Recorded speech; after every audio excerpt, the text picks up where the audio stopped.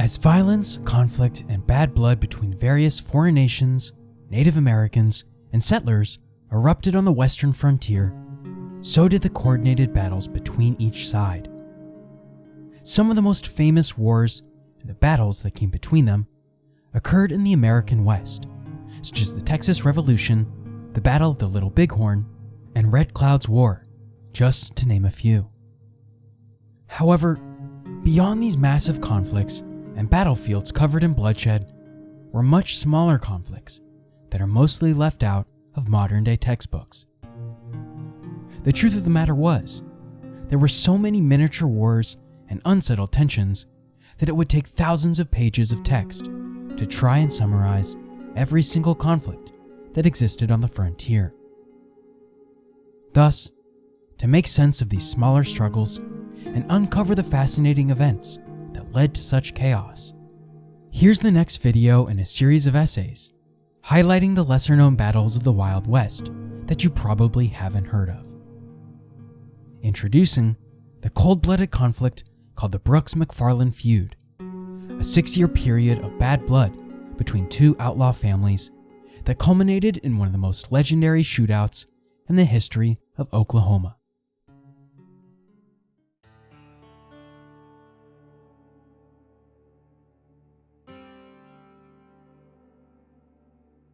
The roots of the Brooks-McFarland feud were ingrained all the way back to April 3, 1854, with the birth of the Brooks family patriarch, Willis Brooks Jr.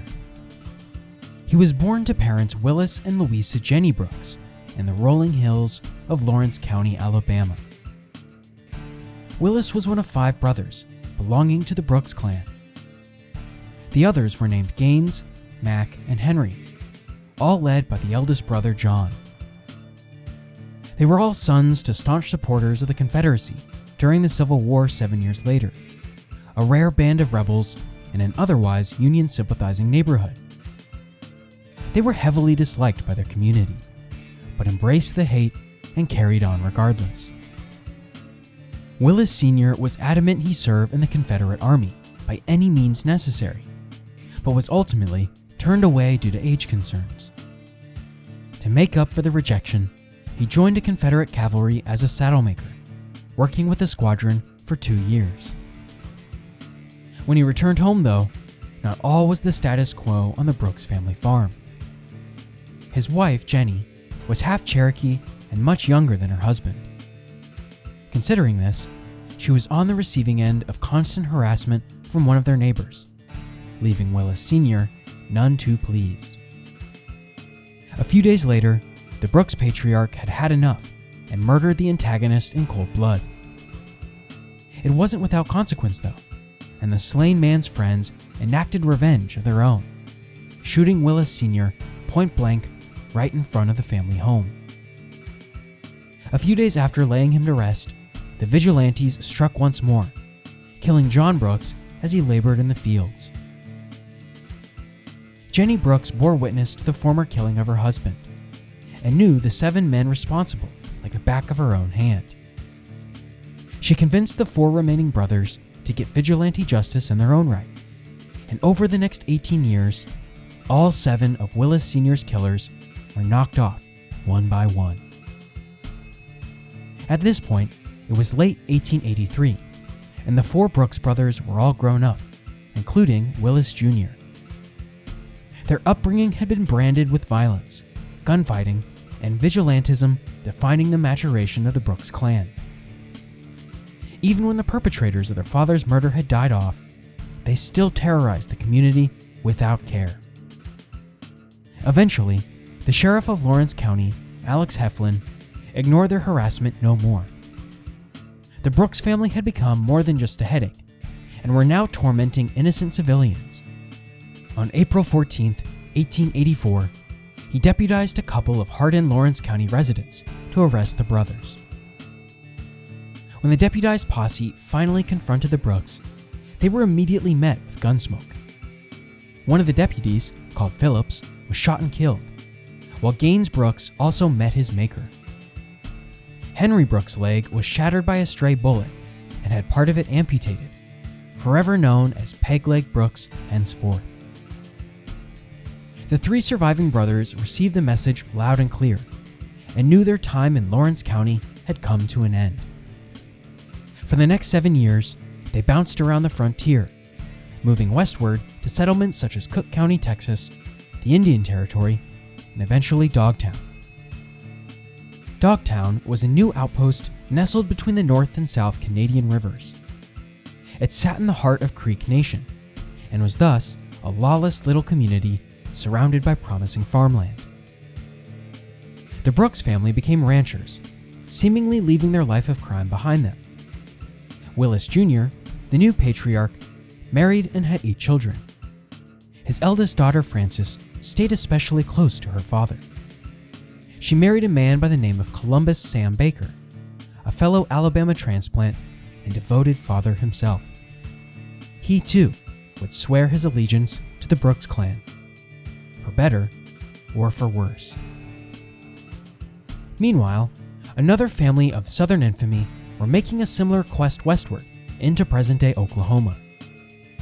The McFarlands were led by a patriarch of their own, Jim McFarland, a known cattle rustler rumored to have violent tendencies.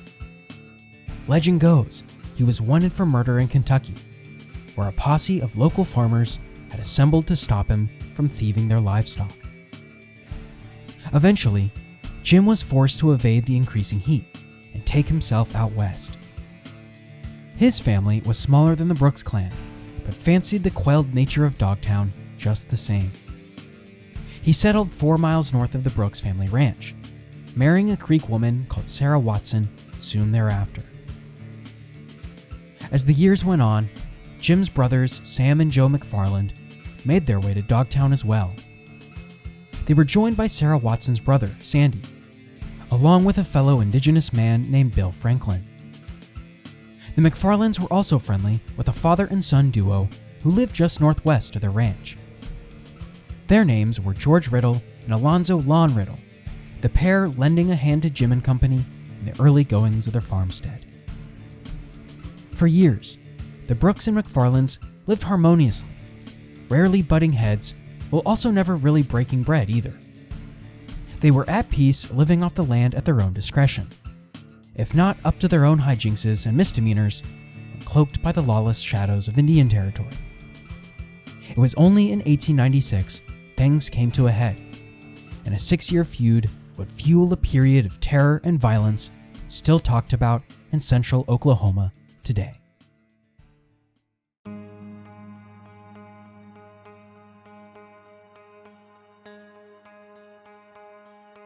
It was a mild spring day on April 24th, 1896 in Dogtown. An anonymous but aging Texas Ranger had retired in the lush landscape of Indian Territory and had a hefty cache of money hidden away on his homestead. Apparently, Thomas Brooks was tipped off of such loot, and on that day was tasked with robbing the Ranger of all he withheld. The only problem was, the Texas Ranger knew trouble was afoot and caught Thomas by surprise. Without the law to hold him accountable, the Ranger shot and killed the eldest son of Willis Brooks, right there on his property. Word came around to the Brooks family, and the aforementioned patriarch, Willis Jr., was furious. He was convinced the Texas Ranger was tipped off, but by whom? Who would willingly endanger the life of his own son? Surely, it couldn't be anyone on his own ranch. After obsessing over his eldest's death, Willis Jr. came to a conclusion. The old Jim McFarland from up north must have told Thomas about the money stash and then tipped off the old Ranger to double-cross the Brooks. There wasn't any other motive, but it didn't matter. The leader of the Brooks family had made up his mind. Willis confronted Jim in the following days, much to the bewilderment of Mr. McFarland. Jim stated he was no snitch, but was aware of Thomas's plans. According to the cattle rustler, Thomas had got himself mixed up with a local band of thieves who had caught wind of the Texas Ranger's loot. He said Thomas had itchy palms and attempted to steal it all himself, unable to outsmart the Ranger on his own. Willis didn't believe Jim's story for a second and threatened to shoot McFarland right then and there. Jim returned the offer, and from there, the Brooks-McFarland feud was sprouting. Neither one of the patriarchs ever looked back. Between 1896 and 1898, the two families continued sparring veiled threats and harassments from across town. The Brooks were keen on striking back in any way they could, and sent Henry Pegleg Brooks up north to rustle horses from the McFarland stables. Sometime in '98, he was caught red-handed and arrested by Deputy Marshal Frank Jones. The jailhouse in Chandler, Oklahoma, became his new home. The rest of the Brooks immediately started scheming Henry's escape, all the while sending him care packages from home, filled with baked goods and other foodstuffs. On one such delivery, Henry retrieved what Brooks called syrup, which was actually a very strong acid that could dissolve weak metal. To hide his ticket out of prison, Henry carved out a smuggler's hole in his peg leg, sliding the syrup within to avoid detection. Unfortunately for Henry, he was paid a visit by none other than the legendary lawman of Lincoln County, Bill Tillman. Tillman had the middle Brooks brother remove the peg leg and discovered the secret syrup. Without any means to flee, Henry was later convicted and remained incarcerated for another 4 years. Back in Dogtown, the Brooks-McFarland feud almost came to a premature end. In January of '99, Jim McFarland challenged a man called John Johnson to a gunfight after the men got into a quarrel over a bill at the local general store. Drawing their guns in front of the house belonging to Jim's brother Joe, the old McFarland was too quick for Johnson and lodged 5 bullets in the poor bloke before he could even get a single shot off. Not only did Jim risk his life that evening, he put himself squarely in the sights of local lawmen when he was charged for Johnson's murder the following year in January of 1900. He'd been arraigned in Muskogee, Oklahoma, but seeing as though the only credible witnesses were the other McFarland brothers, the prosecution didn't have enough to convict him. Over the course of the following year, Jim racked up more and more criminal charges, ranging from a premeditated murder attempt to forging his own death. The former charge was dropped, as there wasn't enough evidence to put him behind bars, and the latter charge was dropped completely after the man suing him, his former employer, forgave him. According to legend, Jim fed him a story about being attacked and kidnapped by Mexican bandits, and the death hoax was quickly forgotten. Some of the nearby lawmen went as far as to believe the Brooks brothers were responsible, but were tied up to pursue any sort of investigation. The bad blood between the warring factions truly boiled over in the summer of 1902, when the Western Railway Company was contracted to build a line between Fort Smith, Arkansas to Guthrie, Oklahoma. As a result, constructing a railroad town was necessary up near Dogtown. A site was chosen by 2 Fort Smith businessmen, one George Sparks and Cliff Spear, who selected a plot smack in between the homes of the Brooks and the McFarland families. Knowing tension would be inevitable, Sparks and Spear chose 2 attorneys, Deputy Marshal S. Morton Rutherford and his real estate partner Jesse Hill, to settle the matter.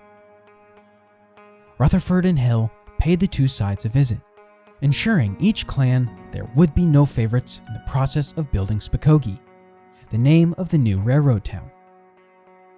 Neither the Brooks nor the McFarlands truly believed it though, and left the meetings disgruntled. The McFarlands were especially wary, as Jim was still away working a cattle drive in Mexico.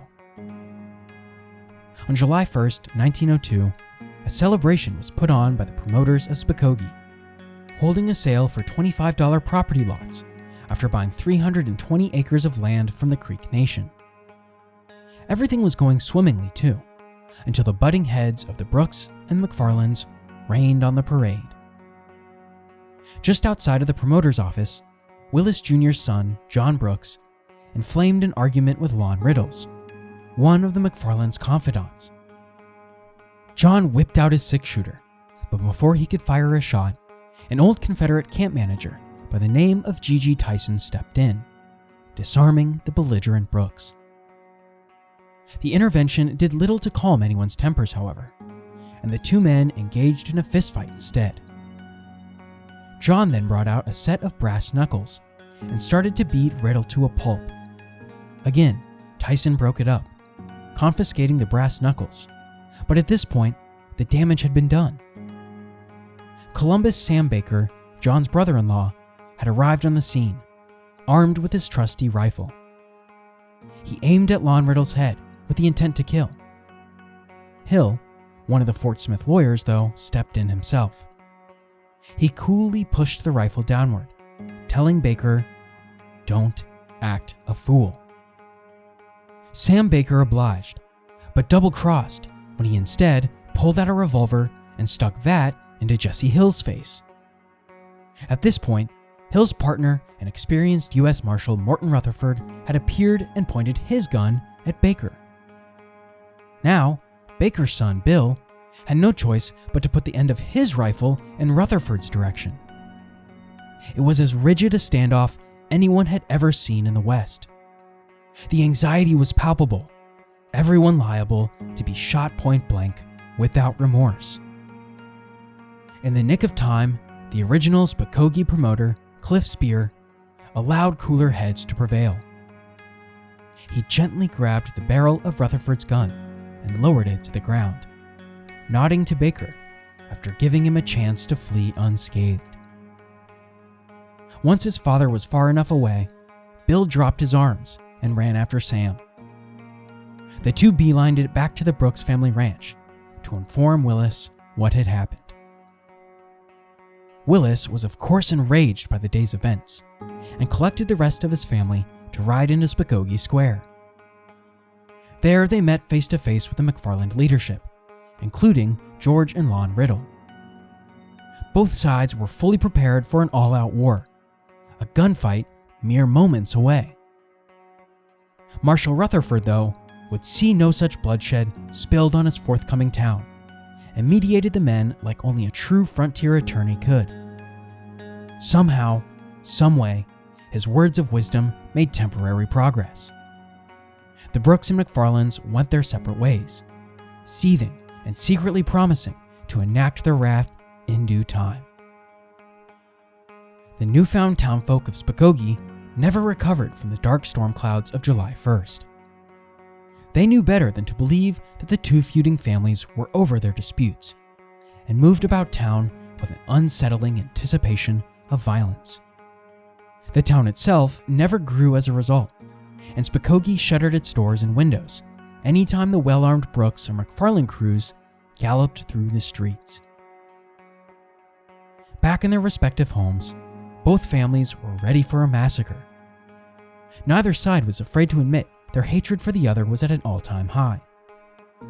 The McFarlands especially were fuming from the public embarrassment of July 1st, and plotted for over 2 months the perfect scheme to end the Brooks' reign of terror once and for all. The McFarlands waited to strike, and the occasion finally arrived on September 22, 1902. A thunderstorm crackled in the distance, slowly rumbling its way towards Spokogee. They knew this would hamper the Brooks' ability to work in the fields that day, and laid low in the shadows of the new railway town. Back at the Brooks Ranch, cattle were running every which way, as Henry, recently released from prison, and Earl Brooks, his nephew, corralled them across the pasture.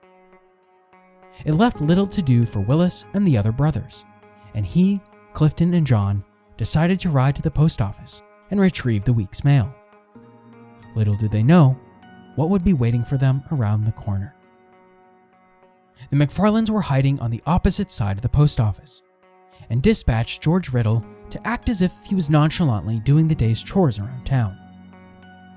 The hope was he could antagonize the incoming Brooks party enough that a fight would break out. It didn't take long for their hunch to come to fruition. When Wills, Clifton, and John eventually arrived, they hitched their horses and walked up to the post office entrance. As they entered, George Riddle exited, flipping through his mail. The Brooks clan couldn't resist, shouting insults and veiled threats through gritted teeth. Riddle was unfazed, muttering his final, if not fatal, last words. "Kill me if you want. I am unarmed and have but one time to die." George Riddle's name was cursed, and in mere seconds, 3 guns were thrust into his face. The ranch hand bolted to the other side of the street, where Marshal Rutherford was watching from his office porch. He pleaded for an intervention, believing the lawman turned lawyer could provide refuge. Rutherford made his best attempt, but the minds of the opposition could not be swayed. Riddle hadn't even finished his plea before a slug from Willis Brooks' pistol struck him in the head. Some say Sam McFarland, still crouched in his hiding place, fired the first shot in an attempt to spook the Brooks, in which Willis retaliated at Riddle. Regardless, George crumpled to the ground, and Willis ran up to shoot him twice more, just for good measure. Unfortunately for Willis, his wrath-red revenge came at a cost. In his fury, he allowed Rutherford to draw his own gun and fire a round directly into the right hip of the Brooks patriarch. Willis fell first into the muddy street, collecting himself before jumping up and making one last go of it. At this point, every armed man in the Spokogee Square was shooting away, and Willis was caught in the crossfire. A bullet ripped through his chest, and he literally died, guns ablazing. Clifton and John held their own in the meantime, but were quickly outnumbered. Clifton nearly made it out alive, despite 3 gunshot wounds to the leg, neck, and chest. But during his escape attempt, Jim McFarland and Lon Riddle caught up to him via horseback and gunned him down. John somehow survived, despite being blitzed by countless steel-coated bullets, making it to the back of the post office for shelter. Once the smoke cleared, Marshal Rutherford had his work cut out for him. He tracked down all 3 of the guilty McFarlands, namely Jim, Joe, and Lon Riddle. They were handed over to Deputy Marshal Grant Johnson of Eufaula, Oklahoma, and thrown in the county jail. 2 days later, they were charged with murder by the county commissioner's court, but allowed to return home after posting bond. John Brooks, meanwhile, still in critical condition, was also charged with murder, but remained bedbound in Spokogee. The other slain Brooks, Willis and Clifton, were buried next to Thomas's grave in Chakotah. The final nail in the coffin of the Brooks-McFarland feud would be hammered just 3 weeks later. On October 10th, 1902, Jim and Sarah McFarland were en route back home after tending to business in Welika when their horse and buggy was ambushed outside of Old Watsonville. A hidden figure lurking near the river crossing shot at the couple with a repeating rifle. Jim was blasted from behind, a round puncturing his back. He drew his final breath moments later, and just like that, all was quiet in the heart of Indian Territory. Local lawmen investigated the murder in the preceding weeks, but failed to conjure any relevant evidence. Word around town was Henry Brooks and Sam Baker carried out the attack, completing the arc of vengeance for their brother and father. Another source was convinced McFarland was taken out by one of his own men, angry at his method of business. Without enough proof to convict, though, everyone got off scot-free, and Jim's killer remains anonymous to this day. As the dust settled from the 6-year feud, the town of Spokogee failed to boom, and its name was changed to Dustin after the Western Railway tracks were finally completed in 1903. The remaining Brooks and McFarlands went their separate ways, as if their cold-blooded conflicts never existed in the first place. Henry Pegleg Brooks was caught rustling horses yet again in 1905. He was given a 10-year sentence to be served at Fort Leavenworth, Kansas, but was paroled after 6 years in 1911. Upon his release, he returned to the original Brooks family stomping ground in Lawrence County, Alabama. Back in the comforts of hill country, Henry tended to his elderly mother while making a name for himself in the bootlegging business. He mastered the black market for nearly a decade before death came knocking on his door. In January of 1920, Sheriff John Robinson and his posse of lawmen surrounded Henry Still, demanding the moonshiner surrender at once. Henry had swore off the shackles for good, vowing never to return to prison. He kicked the door down and fired his revolver at every man he could aim at, before the armed lawman returned fire. Pegleg was shot 12 times and succumbed to his wounds by dusk. 9 years earlier, Sam Baker had met a similar fate. He was even more quarrelsome in his old age, and picked a fight with the wrong Chakotah merchant. The merchant in question had enough of Baker's belligerence and shot him in the back. Baker bled out minutes later. Jenny Brooks, the original family matriarch, ended up surviving all of her sons. She was 98 years old before she kicked the bucket herself, dying in March of 1924. Some of her final words eulogized her boys, pridefully declaring that they died like men, with their boots on. The McFarlands, on the other hand, disappeared back into civilian life. Joe, Sam, and Lon Riddle were ultimately acquitted on their murder charges and resumed living in the Dogtown area. Their descendants still claim the lands north of Dustin, Oklahoma to this day, and the legend of the Brooks-McFarland feud carries on in the footprints of Spokogee and beyond.